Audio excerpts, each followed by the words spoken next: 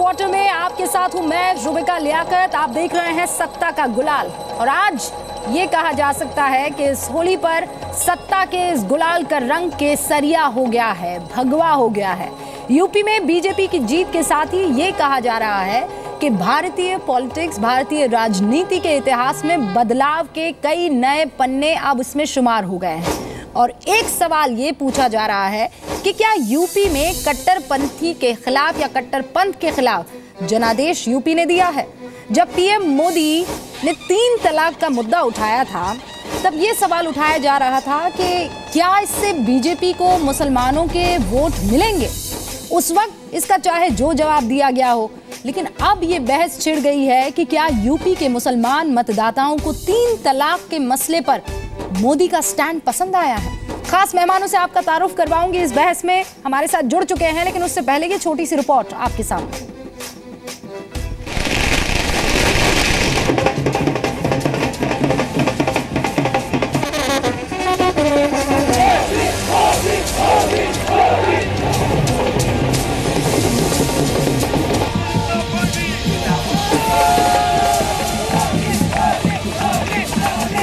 क्या उत्तर प्रदेश में बीजेपी को मिली इस ऐतिहासिक कामयाबी के पीछे मुस्लिम महिलाएं भी हैं?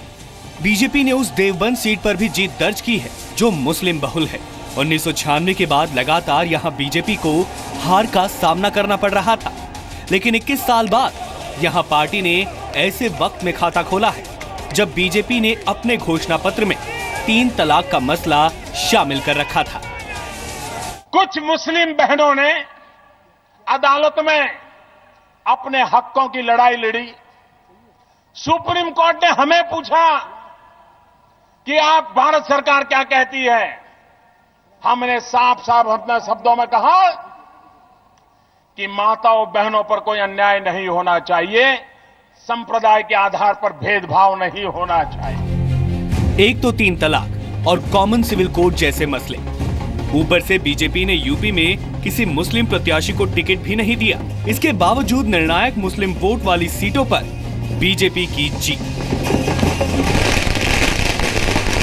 उत्तर प्रदेश की जनता हिंदू मुस्लिम में से बाहर निकल चुकी है। मतदाता होता है। सबको विकास चाहिए, सबको प्रोग्रेसिव गवर्नमेंट चाहिए, सबको परफॉर्मेंस चाहिए। तो जो सवाल आज पैनलिस्ट के सामने, खास मेहमानों के सामने रहने वाले हैं और देश की जनता के सामने रहने वाले हैं, वो जल्दी से आपको इस बड़ी सी वॉल पर दिखा देते हैं। यूपी में कट्टरपंथ के खिलाफ जनादेश है क्या? ये पहला बड़ा सवाल है। क्या यूपी में ट्रिपल तलाक पर बीजेपी को मुसलमान वोट मिले हैं? ये बहुत इंपॉर्टेंट सवाल आज की तारीख में, क्योंकि बहुत सारे मुस्लिम बहुल इलाकों में वोट डालने की बात मुसलमानों की आ रही है। क्या मुस्लिम मतदाता अब खुलकर मोदी के साथ आ रहे हैं? क्या ऐसा वाकई हो रहा है? क्योंकि 20% से ज्यादा आबादी यूपी में है। क्या मुस्लिम राजनीति करने वाले दलों से, उन पार्टी से मुसलमानों का मोह भंग हो चुका है? वो ये समझ गए हैं कि डिवाइड एंड रूल पॉलिसी, ये यूज एंड थ्रो पॉलिसी है। क्या मुसलमानों ने विकास की राजनीति से जुड़ने के लिए बीजेपी को चुना है? सिर्फ विकास मुद्दा और कुछ भी नहीं रहा है। क्या पोलराइजेशन यानी तुष्टीकरण की राजनीति को मुसलमानों ने ठुकरा दिया है? इन सारे सवालों पर अब आज बहस शुरू होने वाली है। खास मेहमान हमारे साथ जुड़ गए हैं। डॉक्टर सैयद मुबीन जहरा सोशल एनालिस्ट है, कॉलमिस्ट है, हमारे साथ यहाँ स्टूडियो में मौजूद है। मैम, आपका बहुत बहुत स्वागत है। हमारे साथ निरंजन मुखोपाध्याय पॉलिटिकल एनालिस्ट के तौर पर यहाँ पर स्टूडियो में जुड़ गए हैं। सर, आपका भी बहुत बहुत स्वागत है। पीएल पुनिया साहब कांग्रेस की तरफ से प्रवक्ता है और अमन सिन्हा साहब बीजेपी के प्रवक्ता हमारे साथ जुड़ गए हैं। आप सभी का बहुत बहुत स्वागत है। सबसे पहले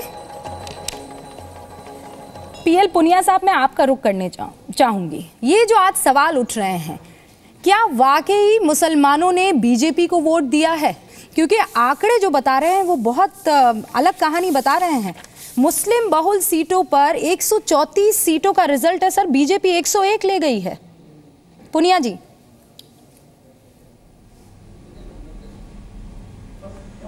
क्या सवाल पूछा? मैं सुन नहीं पाया आपको। पुनिया जी, मैं फिर दोहरा देती हूँ। जो मुस्लिम बहुल इलाके हैं सर, जहाँ 20% से ज्यादा आबादी है या मुसलमान जो है वो 20% है, उन इलाकों में 134 सीटें हैं। उसका जो रिजल्ट सामने आया है उसमें बीजेपी को 101 सीटें मिली है, समाजवादी पार्टी को 21, आपको 3। क्या मुसलमानों ने वोट किया है बीजेपी को? नहीं, मुसलमान वोट तो मैं नहीं समझता कि उन्होंने किया होगा। जब आप कहते हैं कि मुस्लिम बाहुल्य है और 20% या 20% के आसपास मुस्लिम आबादी है वहाँ पर, तो 80% तो बाकी लोग हैं। और उनको किस वर्ग के हैं, कैसे उन्होंने वोट दिया, क्या समझा के बता के, तो उसमें 80% तय करेंगे कौन वहाँ से विधायक बने और कौन चुना जाए। तो इसलिए कह देना कि मुस्लिम बाहुल्य है 20% थे, फिर भी अगर भारतीय जनता पार्टी का जीता है तो वो तभी जीतेगा जब मुसलमान वहाँ के वो वोट देंगे। तो ये मैं समझता हूँ कहीं सही नहीं है। तो आपको ये लग रहा है कि वो 80% है जिन्होंने वोट किया, और इस शब्द को मुखोपाध्याय जी ने रखा है कि रिवर्स पोलराइजेशन इसे कहा जाता है। सर, मैं आपके पास आऊँ उससे पहले अमन सिन्हा जी से इस पर मैं एक रिएक्शन ले लेती हूँ। अमन सिन्हा साहब, बात तो यहाँ तक आ गई कि बीजेपी और मुसलमानों में इजहार मोहब्बत कौन पहले करेगा, इस बात का इंतजार हो रहा था। कौन आई लव यू कहेगा। आपने सीटें नहीं दी, कोई बात नहीं, मुसलमानों ने आपको वोट दिया, तो अब शुरुआत हो गई है इस मोहब्बत की, आइस ब्रेक हो गई है। नहीं रूबिका जी, हम लोग तो जैसे मैंने कहा सबका साथ सबका विकास के नारे को लेके चले हैं, और मैं मानता हूं कि हमें सभी कम्युनिटीज़ से, सभी जाति धर्म के लोगों से उत्तर प्रदेश में वोट मिला है, और उसके बिना इतनी ऐतिहासिक विजय नहीं हो सकती। और इसीलिए प्रधानमंत्री मोदी जी ने उत्तर प्रदेश की जनता का आभार व्यक्त किया। और रूबिका जी, आज़ादी के बाद इतनी सीटें कभी भी किसी पार्टी को उत्तर प्रदेश में नहीं आई थी। 3/3 से ज़्यादा बहुमत, 3/4 से ज़्यादा बहुमत जो है हम लोगों को आया है। और ये दर्शाता है कि प्रधानमंत्री मोदी जी के नेतृत्व में पूरे देश के लोगों को विश्वास है, भरोसा है कि भारतीय जनता पार्टी का नेतृत्व प्रधानमंत्री मोदी जी कर रहे हैं तो भाजपा अच्छा डेवलपमेंट ओरिएंटेड शासन देगी, गुड गवर्नेंस देगी, और वही आज के चुनाव के परिणाम जो है उसको रिफ्लेक्ट करते हैं। मैं आपको एक इम्पॉर्टेंट आंकड़ा ये ध्यान में डाल दूं कि 2014 के बाद जितने भी चुनाव हुए रूबिका जी, और चाहे वो असेंबली इलेक्शंस हो या और कोई भी इलेक्शंस हो, BJP put in its all time best performance in दो स्टेट्स। मतलब हमारा वोट शेयर जो है वो हाईएस्ट था उन स्टेट्स में। हालांकि हमारी सीटें कहीं कम ज्यादा हुई होंगी इलेक्टोरल अर्थमेटिक के हिसाब से, पर हमारा वोट शेयर हाईएस्ट था। और जिस तरह से केंद्र सरकार की जो पॉलिसीज और प्रोग्राम्स की डिलीवरी हुई रूबिका जी, क्या ये कम्युनिटी आपके साथ जुड़ी है? आज इसी चीज को हम एनालाइज करने की कोशिश कर रहे हैं। 29 में से 15 राज्यों में लगभग 51% आबादी पर आज आपका राज है, ये समझ में आता है। लेकिन इस 51% में क्या मुसलमानों का दिल आपने जीत लिया है, ये सवाल मैं पूछ रही हूँ। मुखोपाध्याय जी, देखिए, ये जो आर्गुमेंट है कि 134 ऐसे सीट जहाँ पे मुसलमान 20% या 20% से अधिक हैं, वहाँ में उनमें से 101 भारतीय जनता पार्टी ने जीता है, तो ये दर्शाता है कि मुसलमानों ने भारतीय जनता पार्टी को सपोर्ट किया है। ये मुझे लगता है थोड़ा सा नहीं, मतलब काफ़ी गलत इसका आकलन हो रहा है। हाँ, आकलन हो रहा है, क्योंकि बेसिकली फ्रेमवर्क समझाने की कोशिश कर रहा हूँ। जब भी मुसलमान काफ़ी तादाद में किसी भी कॉन्स्टिट्यूंसी में होता है, 15%, 20%, 25%, 30% इकट्ठे होते हैं, एक कैंपेन होता है कि मुसलमान इकट्ठे हो रहे हैं एक पार्टी के सपोर्ट में। ठीक है। तो कोई भी पार्टी जो मेजॉरिटी कम्युनिटी को मोबिलाइज कर रही है, उनको मोबिलाइज करने में ज़्यादा सुविधा होती है, क्योंकि वो लोग इकट्ठे हो रहे हैं, तो उनको इकट्ठा होकर हमको ना हराएं, इसलिए आप लोग हमको सपोर्ट करें। अक्सर देखा जाता है 91 में सबसे पहली बार भारतीय जनता पार्टी ने आर्गूमेंट दिया था, और ये यूपी में जब उस समय कल्याण सिंह के नेतृत्व में जब बीजेपी चुनाव जीती थी, उस समय के अगर आंकड़ों को जाके हम लोग डिटेल्स में स्टडी करेंगे तो हम लोग यही देखेंगे कि आज जो 134 जो सीट बोले उनमें से उस समय भी काफ़ी इनकी विक्ट्रीज हुई थी, क्योंकि सबसे पहले बीजेपी ने कहा था कि हम लोगों को कॉन्सेंट्रेट करना चाहिए रिवर्स पोलराइजेशन या करना। वो लोग अगर पोलराइज करें तो हमको भी नहीं पीछे रहना चाहिए। आप ये कह रहे हैं कि तो मैं ये कह रहा हूँ कि डेफिनेटली मतलब मुसलमान वोट तो कंसोलिडेटेड है ही भारतीय जनता पार्टी के खिलाफ। इस बार बीजेपी यूपी में फैक्टर ये था कि वो बीएसपी को कैंडिडेट को जाएगा या यूपी के एसपी के कैंडिडेट को जाएगा।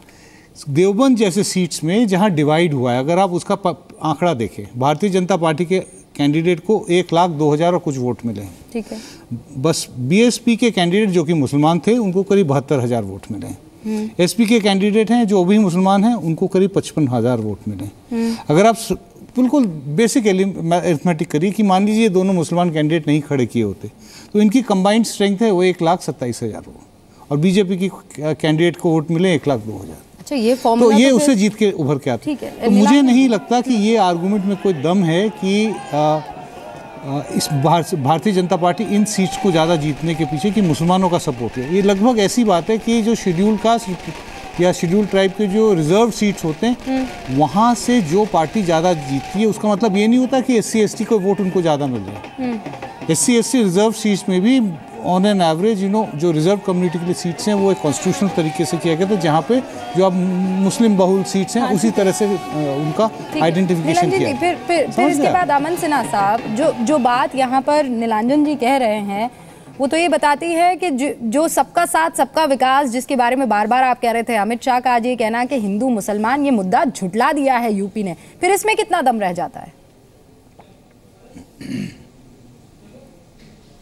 नहीं, बिल्कुल सही बात है रुबिका जी जो अमित शाह जी ने कहा, और जो आप एविडेंस देखेंगे इलेक्शन रिजल्ट्स का वो यही दर्शाता है कि पहले जो एक कास्ट कम्युनिटी और अलग अलग लाइंस पे जो है खांचे बना के और वहाँ वोट डिवाइड कर दिया जाता था, वो दिन लद गए।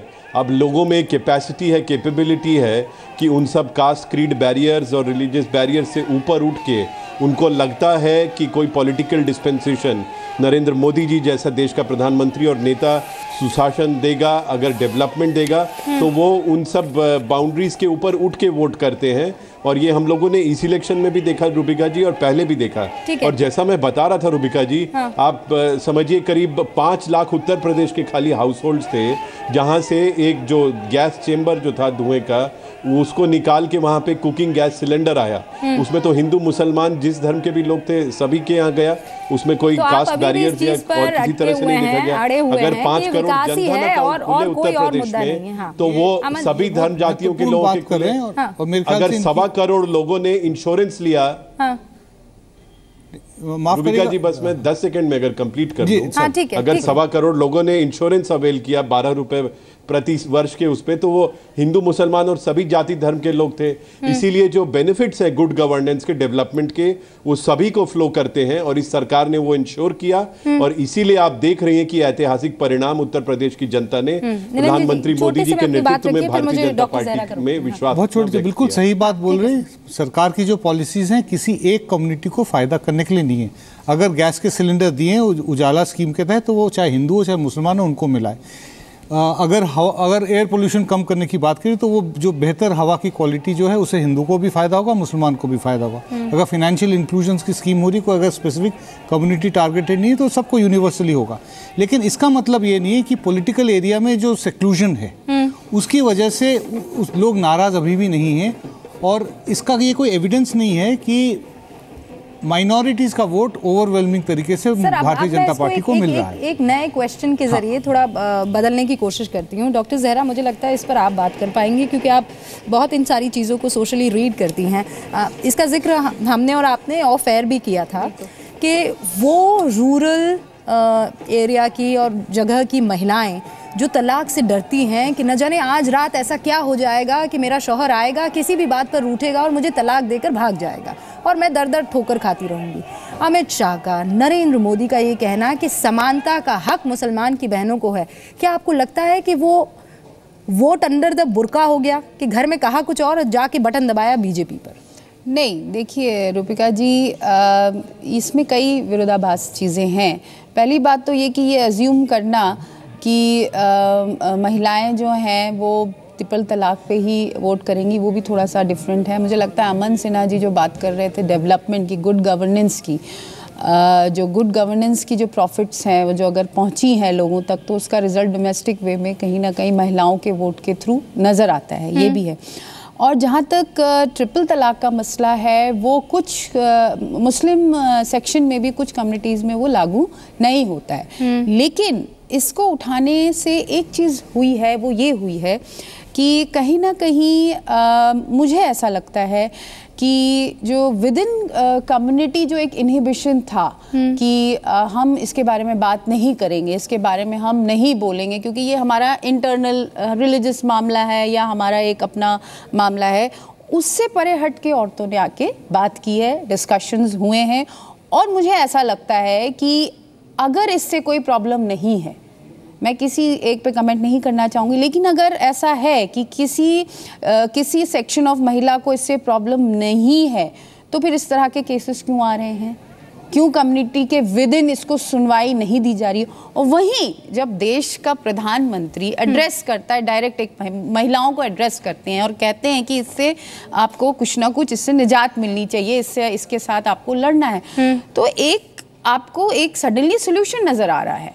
तो बिल्कुल अब वो वोट में तब्दील हुए हैं ये मैं नहीं कह सकती, लेकिन इसका कहीं ना कहीं ये अपील किया है। और खामोश वोट, जो मैं शुरू से साइलेंट वोटर की बात कर रही हूँ कि एक साइलेंट वोटर होता है जो सबको शॉक करता है, और ऐतिहासिक ये विन है, तो हम इसको स्टैटिस्टिकली बिल्कुल एनालाइज अगर करें जैसा लोग कर रहे हैं, ठीक है, लेकिन कहीं ना कहीं कुछ मुद्दे ऐसे हैं जो छूते हैं एक सेक्शन को और उसका रिजल्ट नजर आता है। तो अगर हम रिवर्स जरा इस पर थोड़ा और डिटेल में बात करेंगे, लेकिन पीएल पुनिया साहब इस पर जवाब देना चाह रहे हैं। पीएल पुनिया साहब, आप जवाब दें उससे पहले फिर वापस वही सवाल, 11 जिलों में 67 सीटें, उसमें से 51 सीटें बीजेपी को मिल जाती है। आप अभी भी इस बात से अग्री कर रहे हैं कि रिवर्स पोलराइजेशन है और कुछ भी नहीं है?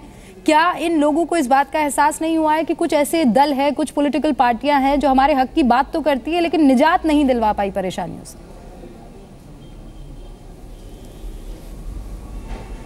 देखिए रूबिका जी, जो आप थीम लेके चल रही हैं कि मुसलमानों ने भी भारतीय जनता पार्टी को वोट दिया और जिसकी वजह से जो so called Muslim dominated areas हैं वहाँ से भारतीय जनता पार्टी के कैंडिडेट जीते।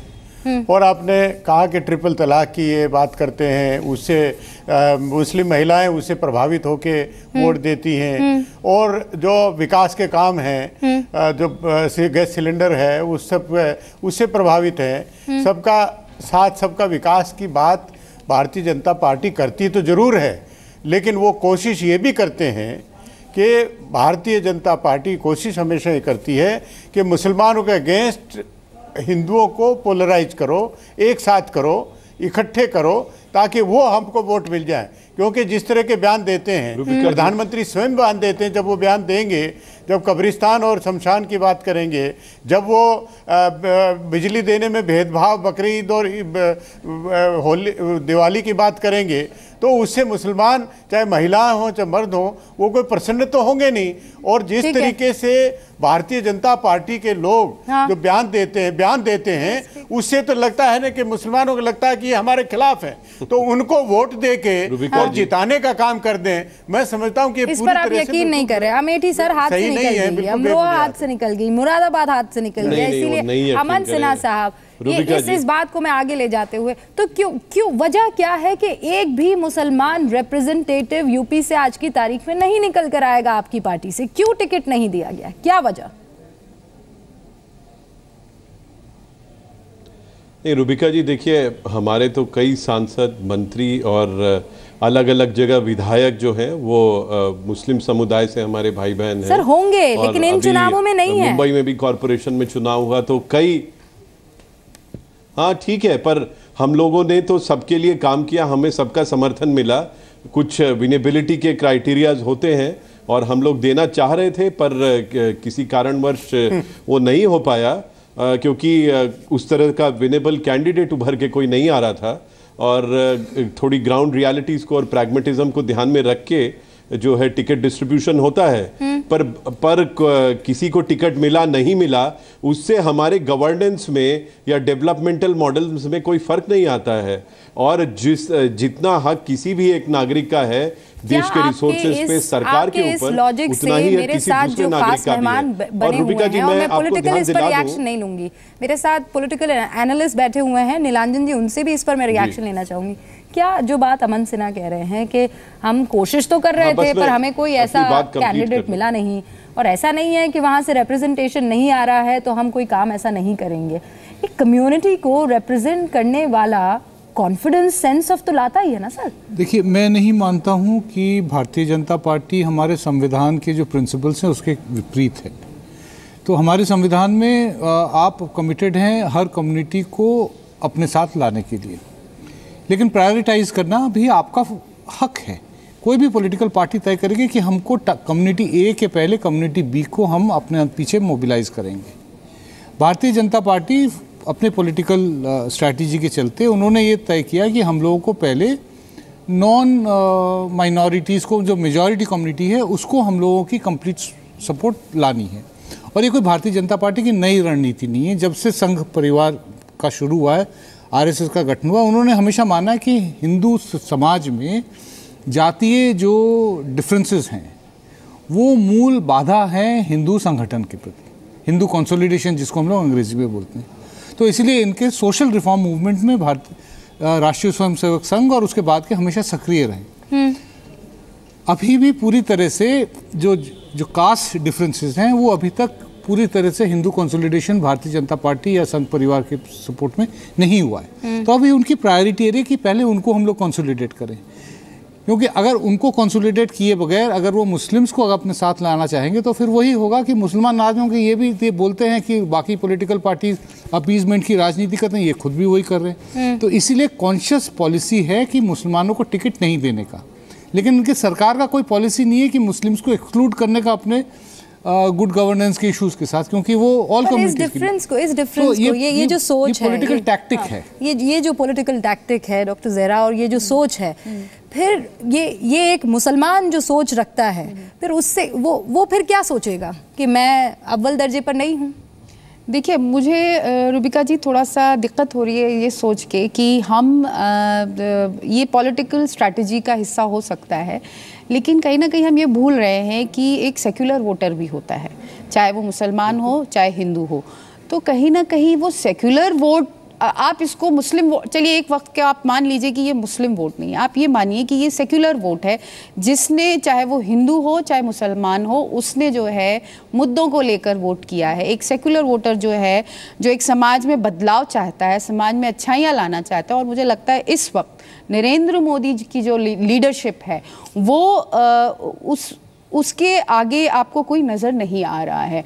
और दूसरी ज़रा मैं बहुत आसान शब्दों में समझना चाह रही हूँ, ये आइस ब्रेक हुई है बीजेपी और मुसलमानों के बीच या नहीं हुई है? आपको क्या लग रहा है, मुसलमान साथ आया नहीं, है यूपी जैसे ये इसमें कुछ गहराई, कुछ ऐसी कुछ डिफिकल्ट चीज़ नहीं है समझने के लिए। मुझे लगता है कि एनालिस्ट कुछ भी कहते रहे, स्टैटिस्टिक्स कुछ भी कहते रहे, लेकिन यूपी जैसे स्टेट में जहाँ मुस्लिम वोट एक हथियार के तौर पर हर पार्टी ने यूज़ किया है, वहाँ पे अगर बीजेपी इतना बहुमत लाती है, हिस्टोरिक विन लाती है, तो ये बिल्कुल सोचने का मकाम है और डिस्कस करने की चीज़ है कि कहीं ना कहीं वोट जो है उस तरफ शिफ्ट हुआ है। लेकिन उसकी वजूहात देखनी है, उसके साथ साथ हमें ये भी देखना है, अगर हम ये मानते हैं कि ये वोट उधर शिफ्ट हुआ है, तो वही चैलेंजेस इस सरकार के पास भी होंगे जो पिछली सरकार के पास थे। क्या ये सरकार भी आगे इनके एक्सपेक्टेशंस पे काम करेगी?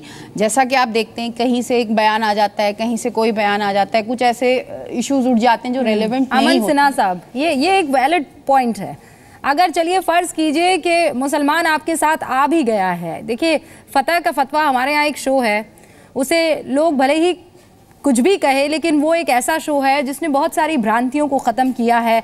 बहुत सारी ऐसे इश्यूज़ हैं जिनको पहले बंद कमरे में डिस्कस करना भी टबू समझा जाता था, लेकिन अब ओपनली उसे डिस्कस किया गया है। क्या आपको वाकई लगता है कि अब ये माहौल बन गया है जहाँ पर मुसलमान ये कह रहे हैं कि छोड़िए सब चीज़ें, ये सब बाद में होता रहेगा, धर्म की बात बाद में होती रहेगी, पोलराइजेशन की बाद में होती रहेगी, पहले मैं कमा लूँ, मेरा बटुआ जो है वो भर जाए, विकास हो जाए। तो आप उस पर खरे उतरेंगे साहब? बिल्कुल रुबिका जी, बिल्कुल खरे उतरेंगे और खरे उतर के दिखाया है। आप देखिए जहाँ जहाँ पे भारतीय जनता पार्टी की सरकारें हैं वहाँ पे सभी वर्गों ने, वैसे उनका पर कैपिटा इनकम हाई है, पर तब भी विशेष तौर पे जो हमारे अल्पसंख्यक भाई बहन हैं उनका अगर पर कैपिटा इनकम हाईएस्ट है तो वो बीजेपी रूल्ड स्टेट्स में है। और इसलिए मैं ये कह रहा हूँ, देखिए हम लोग इस हिंदू मुसलमान ये सब चश्मे से देख के नहीं चलते। हम लोग ये समझ रहे हैं, और आप देख लीजिए अब चुनाव के परिणाम भी यही दर्शाते हैं कि जो डेवलपमेंट के इश्यूज को, गुड गवर्नेंस के इशू को, रोजमर्रा के इश्यूज को एड्रेस करेगा, जो लीडरशिप क्रेडिबिलिटी और इंटीग्रिटी इंस्पायर करेगी, जैसा प्रधानमंत्री मोदी जी ने किया, वहां पे लोग कास्ट, क्रीड, कम्युनिटी लाइन से साक्षी महाराज के बयान हो, योगी आदित्यनाथ के बयान हो, बयान गिरिराज सिंह के आ जाए, उन पर किसी तरह की रोक फिर लगती क्यों नहीं है? क्या वजह है कि उनको ये नहीं कह दिया जाता है कि सीधा सीधा समझ लीजिए सबका साथ सबका विकास है? पीएल पुनिया साहब, इस पर आप रिएक्ट करेंगे?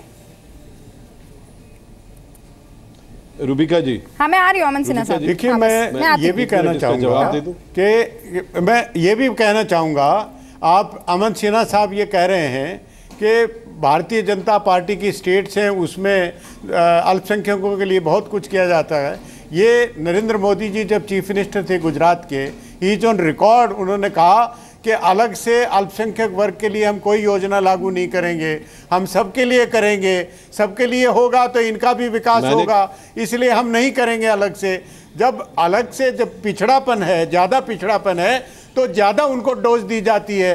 अल्पसंख्यक के साथ साथ में जो अनुसूचित जाति जनजाति है, तो सर आपने ऐसी कौन सी डोज दे दी? इंडेक्स देख लीजिए, वो पूरा एडवर्स है, तो उनके लिए मुझे जवाब देना पड़ेगा, इनकी नीति है, मिसलीड ना करें कृपया, मुझे जवाब देना पड़ेगा। क्या हम उनके लिए विशेष कोई योजना नहीं बनाएंगे? अगर वो पिछड़े हैं तो पिछड़े बने रहे। डॉक्टर जहरा आपसे मुखातिब होंगी। सर, वो मुसलमानों के बीच बहुत काम करती हैं, वो हर एक मुद्दे को समझती हैं। अमन सिन्हा साहब, एक सेकंड। पुनिया जी, एक मिनट जी। हाँ, नहीं देखिए, मैं बस इनका जवाब देना चाहता हूँ। ये गलत फैक्ट्स बोल रहे हैं, क्योंकि हमारी पॉलिसी अपीसमेंट की नहीं है, पर जितने भी हमारे भाई मैं उनका वीडियो आपको दे दूंगा, आपका वीडियो इंटरव्यू दे दूंगा अमन सिन्हा साहब। और वीक जितने भी पिछड़े और वीक वर्ग से जितने भी लोग हैं, उनको एड्रेस करना और भी जिम्मेवारी है, उनके कंसर्न्स को, और सरकार उसी को लेके चलती है। पर मैं ये कहना चाह रहा हूं कि कांग्रेस जो हितैषी बनती है मुसलमानों की, खाली वोट बैंक के तौर पे इस्तेमाल किया और उन लोगों को एक्सप्लॉइट किया। कौन सा एक काम कर दिया? अगर ये वर्ग पिछड़े रह गए तो कांग्रेस पार्टी की राजनीति की वजह से पिछड़े रह गए। इन्होंने एक्सप्लॉइट किया मुसलमानों को, पिछड़ों को, और उनको एक वोट बैंक की तरह इस्तेमाल किया। भारतीय जनता पार्टी बराबरी का दर्जा सभी सिटीजन्स को देती है, और हमारे जितने रिसोर्सेज और जितनी पॉलिसीज हैं वो सभी की तरफ इक्वली डायरेक्टेड होते हैं और उनके कंसर्न्स को इक्वली एड्रेस करते हैं। नीलांजन मुखोपाध्याय साहब यही बात तो कह रहे थे कि अगर आप भी उनके लिए काम करने लग गए तो फिर आपके ऊपर भी आरोप लग जाएगा अपीजमेंट का। उसी को लेकर तो आप अपने पॉलिटिकल जो है लड़ाई को आगे बढ़ाते हैं। लेकिन हाँ, डॉक्टर जहरा कुछ कहना चाह रही हैं, उसके बाद निरंजन जी मैं आपके पास। मैं देखिए, ये मैं कहना चाह रही हूँ कि पॉलिसीज़ हर सरकार बनाती है, माइनॉरिटीज़ को ध्यान में रखते हुए। इस सरकार की भी पॉलिसीज़ हैं। और सबसे बड़ी बात कि अगर आप सच्चर कमेटी रिपोर्ट को ले लें, सच्चर कमेटी रिपोर्ट में जो बातें कही गई हैं मुसलमानों को लेकर, जो उनकी बैकवर्डनेस के बारे में बात हुई है, तो उस पर क्या काम हुआ है? हर सरकार को मौका मिला और सबसे बड़ी बात है कि वो रिपोर्ट जिस दौरान बनाई गई है, उस दौरान जिसकी सरकार थी, सबको पता है, ये बात है। लेकिन एक बात बहुत इंपॉर्टेंट है रूबिका, वो ये है कि आपकी मंशा क्या है। जब आप पॉलिसी बना रहे हैं तो आपकी क्या मंशा है? आप ये ध्यान में रख के बना रहे हैं कि वो आपकी जो पॉलिसीज़ हैं उसका फ़ायदा पहुँच के वो वोट में तब्दील हो? नहीं, आपकी मंशा अगर ये है कि मुस्लिम औरतें जो हैं वो पढ़े लिखें, नौकरी में आएँ, उनकी फाइनेंशियल इंडिपेंडेंस हो, तो मुझे लगता है वो एक डिफरेंट पर्सपेक्टिव है। लेकिन पॉलिटिकल एनालिसिस में जब भी हम देखते हैं, हम ये देखते हैं कि पॉलिसीज़ जो बनती हैं या बातें जो होती हैं वो आपको सिर्फ इलेक्शन के दौरान नज़र आती हैं।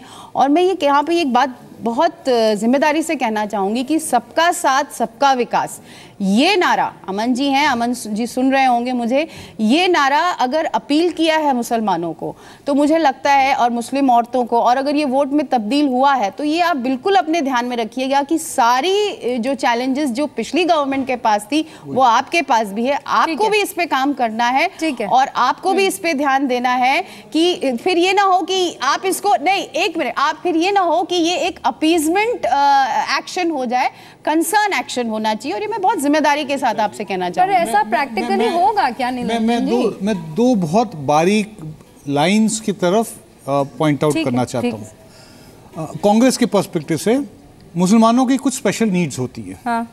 उसको एड्रेस करना ज़रूरी है। उसको एड्रेस करते करते उनको लगता है कि ये कैप्टिव कम्युनिटी बन सकती है, तो वो स्पेशल नीड्स को एड्रेस करने के लिए जो इक्वालिटी की ज़रूरत है या स्पेशल प्रेफरेंस की ज़रूरत है वो फेवरेटिज्म में बदल जाती है। एक तथ्य ये है। दूसरा तथ्य ये कि उसको वो फेवरेटिज्म को इस्तेमाल करके भारतीय जनता पार्टी क्लेम करती है कि हम सब अपीजमेंट के खिलाफ हैं। वो एक जार्गन बन गया है। अपीजमेंट एक भारतीय जनता पार्टी की पॉलिटिक्स का एक एसेंशियल कंपोनेंट है, वो उनके पॉलिटिकल थॉट प्रोसेस में। और वो अपीजमेंट को दिखाते दिखाते कि हम अपीज नहीं करेंगे, हम अपीज नहीं करेंगे, करते करते वो एक फाइन कब रेखा डिनायल की तरफ पार कर जाती है समझ में नहीं आती। तो जिस चीज़ ज़ाहिर तौर पे मिलना भी चाहिए वो भी नहीं मिल पाता क्योंकि हम अपीज़ नहीं करना चाहते। तो ये दोनों एक्सट्रीम्स हैं। एक कम्युनिटी उसको यूज़ करना चाहते हैं अपने वोट बैंक के लिए, दूसरा उसको डिनाई करके रिवर्स पोलराइजेशन करके उसको अपने पॉलिटिकल बेनिफिट ये बहुत बारीक थ्रेड है और बहुत खूबसूरत तरीके से नीलांजन जी ने समझाया है। प्लीज बहुत ईमानदारी से इस बात को आप बताइएगा, क्या वाकई इसी तरीके से आगे बढ़ जाएगा? क्योंकि देखिए प्रधानमंत्री नरेंद्र मोदी गजब की ब्रांड के तौर पर उभरे हैं। हम तो ये कह रहे हैं कि हाँ मुसलमानों का साथ उन्हें मिल गया, वरना इतनी बड़ी संख्या में सीटें आना वाकई बहुत मुश्किल लगता है। क्या वाकई वो चीज दिखने वाली है या फिर ये सिर्फ छलावा और दिखावा है और कुछ नहीं है? नहीं रुबिका जी, सभी वर्गों का साथ मिला है और इसीलिए ये अप्रत्याशित विजय हुई है। और जहां तक भारतीय जनता पार्टी की डिलीवरी का सवाल है, मुझे कुछ कहना नहीं। आप हमारे स्टेट के रिकॉर्ड उठा के देख लीजिए। जैसा मैंने कहा, अगर highest per capita income minority community में कहीं पे है तो गुजरात में है। आप देखिए मध्य प्रदेश में क्या तरक्की हुई है, छत्तीसगढ़ में क्या परिणाम आए हैं। तो the real test lies in the actions, और डिलीवरी आप देखिए ग्राउंड पे। और इसीलिए मैं कह रहा हूं कांग्रेस ने क्या डिलीवरी की, बिग जीरो। और उसके बाद ये खाली कुछ समुदायों को एज वोट बैंक एक्सप्लॉइट करते रहे और उनके लिए कोई काम नहीं किया। अच्छा, हम लोग किसी एक समुदाय इस चीज को थोड़ा कंफर्म कर लेते हैं। हम लोग तो पूरे समाज के लिए काम करना चाह रहे हैं। गुजरात जिसका जिक्र कर रहे हैं, मैं खुद भी गुजरात कम्युनिटी, देखिए बोहरा कम्युनिटी की बात नहीं करते, हमें गुजरात की बात करते हैं। अमन सिन्हा साहब ने पर कैपिटा इनकम की बात की, बिल्कुल बात सही है। कई स्टेट्स ऐसे हैं जहां मतलब खासतौर से भारतीय जनता पार्टी के उसमें गुजरात सबसे ज़्यादा है, जहां पर कैपिटा इनकम्स मुस्लिम्स के अंदर ठीक है कंपेरेबल हैं। कुछ एरियाज कम्युनिटीज़ हैं जो पीछे थे, उनको सामने आने में वक्त लगेगा। लेकिन क्या इकोनॉमिक पैरिटी ही एकमात्र मापदंड है हमारे समाज में इक्वालिटी नापने का? आपको ज़्यादा दूर जाने की ज़रूरत नहीं है। आप अहमदाबाद शहर में जाइए और वहाँ पे आप जुहापुरा नाम के एक मोहल्ले में चले जाइए, जो एशिया का सबसे बड़ा घेटो है।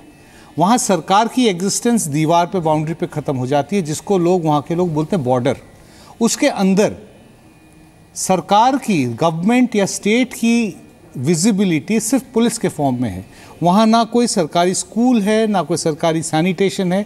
वहाँ सुबह सामने, आप मोहल्ले के सामने, जुहापुरा के सामने आप अगर खड़े हो जाएं तो आप देखेंगे उसी मोहल्ले के अंदर से मर्सिडीज़ भी निकल रही है और साइकिल में भी आदमी निकल रहा है अपनी रोज़मर्रा की रोज़ की डेली वेज पैसा कमाने के लिए।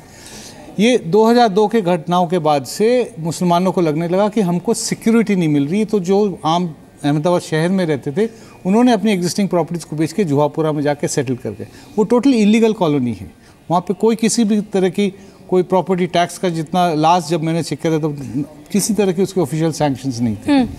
तो ये जो है इस तरह के जो सोशल डिवाइड हुआ। आप दिल्ली की बात करें, पिछले 10 सालों में जिस तरह से जाकिर नगर एक्सपैंड हुआ है, ये क्या वजह है कि हिंदुस्तान में मॉडर्नाइजेशन होने के जहाँ लोग एक दूसरे के एरिया में जाके सिक्योर महसूस करें, वो ना होके लोग अपने घेटों में अंदर घुटते जा रहे हैं। ठीक है, लेकिन क्या आप इस बात से अग्री करते हैं ये सिर्फ एक आधी जगह पर है, लेकिन वाकई में एक हवा है कि मुसलमान बड़े खौफ में रह रहे हैं इस देश में, उनको चैन से जीने नहीं दिया जा रहा है, वो हवा जो आज़ादी की है वो नहीं ले पा रहे हैं, ऐसा है क्या डॉक्टर ज़हरा? मैं इसको थोड़ा सा अलग तरह से समझने की कोशिश करूंगी। गेटोइजेशन एक बहुत बड़ा मुद्दा है मुसलमानों को लेकर, और ये चैलेंज भी है एक सिक्योरिटी का जो है, जिस तरह की इंसिडेंट होते हैं। आप देखिए दिल्ली में विकासपुरी में दंगे हुए या जो भी हुआ, अब वो किस रिजीम में हुए, क्यों हुए, वो एक अलग एनालिसिस का मुद्दा है। लेकिन हाँ, मुस्लिम कम्युनिटी थोड़ा सा अपनी आइडेंटिटी को लेकर, थोड़ा सा अपनी सिक्योरिटी को लेकर कंसर्न रहती है। लेकिन यहीं पे तो जो रोल है वो रिप्रेजेंटेटिव का आता है, और वो रिप्रेजेंटेटिव जरूरी नहीं है कि आपकी कम्युनिटी से हो। इसीलिए मैंने सेक्युलर वोटर और सेक्युलर रिप्रेजेंटेशन की बात की।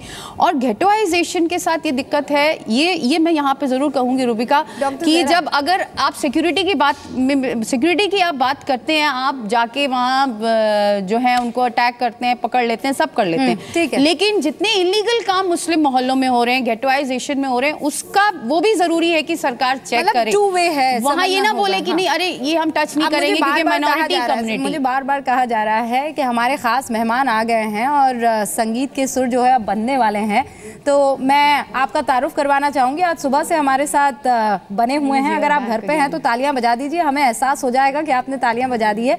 वडाली ब्रदर्स जो है आ चुके हैं, लखविंदर वडाली यहाँ पर मौजूद है, आपको आज की जीत का जश्न सुरों में पिरो कर पहुंचाने वाले हैं। आप सभी खास मेहमानों का बहुत बहुत शुक्रिया।